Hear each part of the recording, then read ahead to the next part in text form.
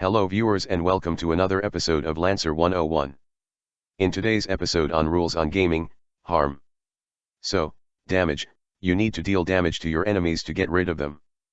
There's 4 types of damage: explosive, energy, kinetic, and burn.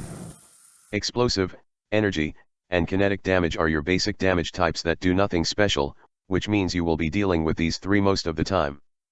But burn is something special. More on that later because I will talk about armor and resistance first. So, some mechs or other units have built-in protection that makes some damage type less effective. Armor, which can go from 1 to 4, depending on the unit, reduce incoming damage from any source by the same number, unless it's from a weapon that has armor-piercing tag, or burn damage. Resistance meanwhile, cut down incoming damage by half completely. For example, resistance to energy means that incoming energy damage will be cut in half. But, resistance only applies once, it does not stack. You cannot cut a damage by half, and then by half again. So, how to calculate damage with all these around? Easy. Step 1, the attacker rolls damage for their attack, and see if they have anything that can increase or decrease damage. This usually means whether the defender has exposed status or not, which can double incoming damage. More on that in future video. Step 2, subtract damage with armor, if there's any. Step 3, if the defender has anything to reduce incoming damage like say, resistance, put it here. And step 4, profit, or just deduce the defender's health point with the remaining damage. And there you go. Most of the time, you probably don't even need most of the steps as your enemy will not be as well protected as you are. With that done, let's continue on burn. So, what's so special about burn damage? First, it can ignore armor, going right through it like butter. Second, when you take burn, you will continue to burn until you get rid of it with an engineering check at the end of your turn. For example, you take 2 burn, thus taking 2 burn damage, and at the end of your turn, you roll an engineering check. If you fail, you take 2 burn damage again and continue to burn for the next turn. If you succeed, you stop burning. So basically, not only does burn ignores armor, it could also deal twice the damage in the same turn and then maybe more in the following turns. What if you take even more burn, then it gets combined? For example, you take 2 burn, and then another 4 burn, this adds up to 6 burn. At the end of your turn, if you fail the engineering check, you take 6 burn damage and continue to burn, and if you succeed, all the burn get cleared up. And since some people are getting a bit confused, I might as well explain what resistance does to burn. Say this guy has resistance to burn, the attacker deals 6 burn, they take 3 burn, and then if they fail the engineering check at the end of their turn, they take 3 burn damage again. Well, that's all on burn. Let's talk about something that's also quite special, like heat. Heat is not a type of damage, which means resistance to all damage does nothing to it, but it can still be affected by resistance to heat, for obvious reasons. Heat also ignores armor, and adds to the defender's heat cap instead, and going over the heat cap can do some really bad things to your mech. If a character does not have heat cap, like say a biological character or a drone, they take energy damage instead. Sometimes, you can get bonus damage. Basically, some systems, talents, or traits can add bonus damage to your attack, which, well, give you more damage, usually by giving you 1 or more dice to your damage roll. Bonus damage can only apply to ranged or melee attack, and only comes in explosive, energy, and kinetic, never burn or heat. Sometimes the bonus damage doesn't have a damage type, in which case this default to kinetic, or the attacker can choose one of the damage types dealt by the weapon. And if an attack targets more than one character, the bonus damage gets halved. For some characters, they can be outright immune to a certain damage or effects. Immunity basically makes a character to not just ignore a damage or effect, but it also might as well have never happened or completely and utterly failed. For example, immunity to burn means the character is completely immune to burn damage, or the burn effect. This makes dealing against character with immunity a major pain in the ass, but they are usually exceedingly rare. And of course, characters aren't the only thing that can take damage. Terrains and objects can take them too. Unless specified otherwise, all objects, including terrain, cover, building, and deployable, have 5 evasion and 10 health points per size. Which means a size 1 object has 10 health, a size 2 object has 20, and so on. If an object, like terrains, is better thought of as multiple sections instead, then each size one section has 10 health points. Sometimes, an object might be a bit tougher than normal, then your GM could slap 1 to 4 armor on said object to denote its toughness. Of course, your GM could also totally bend the rule entirely on how tough non-character made objects is, maybe even letting you smash right through them. And well, that's all for harm section on mech combat, but since I'm making this video on harm anyway, might as well talk about what happens if you take too much heat or damage and how to repair those damage. First, the relationship between damage and structure. So you take a lot of damage, all the way to 0, and you gonna die, except not, because you still have remaining structure.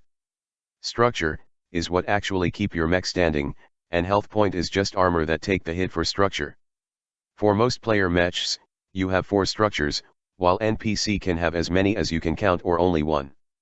When you reach 0 health point you take 1 structure damage, make a structure damage check, and refill your health point to full. But, if you take any excessive damage beyond what's required for you to reach 0 health point, it counts on your refilled health point too. And if a mech has been reduced to 0 structure, it's destroyed. If you are wondering what is structure damage check, this is the structure damage check table. Every time you take structure damage, you roll a dice for every structure you lose. After rolling, you pick the lowest result, and if you get multiple ones, you are screwed. If you roll 5 or 6, you get glancing blow, which only makes you impaired until the end of your next turn. If you roll 2 to 4, you get system trauma. First, you roll another dice. If it's 3 and below, all weapons on one of your weapon mounts are destroyed. If it's 4 and above, a system of yours is destroyed. Both, you have to pick for yourself, as if it wasn't painful enough. Limited systems and weapons that are out of charge cannot be selected, and if you don't have valid options for one side, it becomes the other result.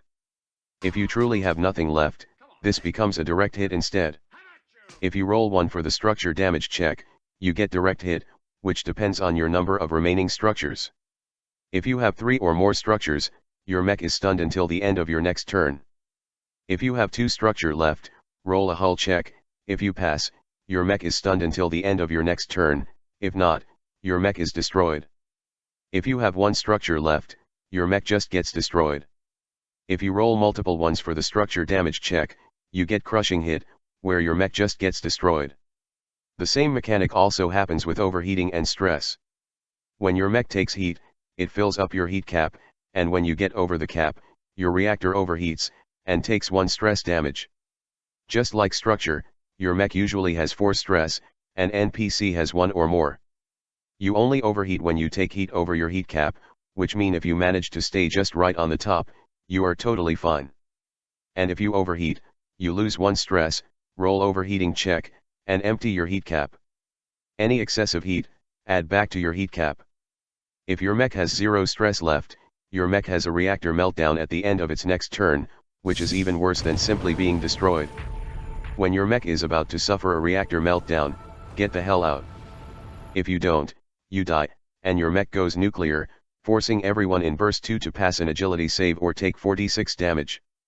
Also, some talents, systems, or weapons, only function when you get into the danger zone, which is when your mech heat cap is halfway filled up.